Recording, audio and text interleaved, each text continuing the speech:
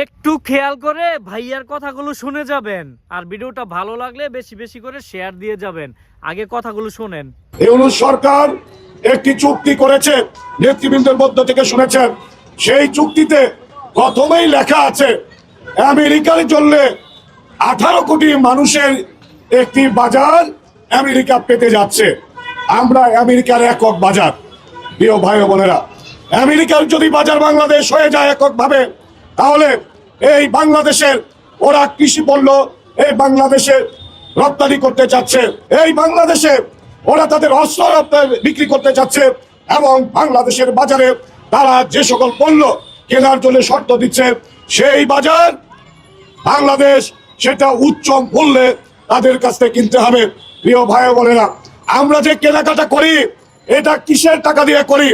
আমার ক্ষেত মজুর, কৃষক, আমার হচ্ছে রিক্সাওয়ালা ভাই, আমার মধ্যবিত্ত, আমার দোকানদার, দোকান কর্মচারী এবং বাংলাদেশের আপামর জনগণের ট্যাক্সের টাকায় আমরা কেনাকাটা করি।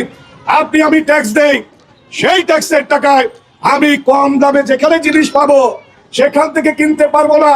ইউনূস সাহেব ওই আমেরিকার সাথে ষড়যন্ত্র করে বলে দিয়েছে বেশি দামে তাদের কাছে কিনতে হবে।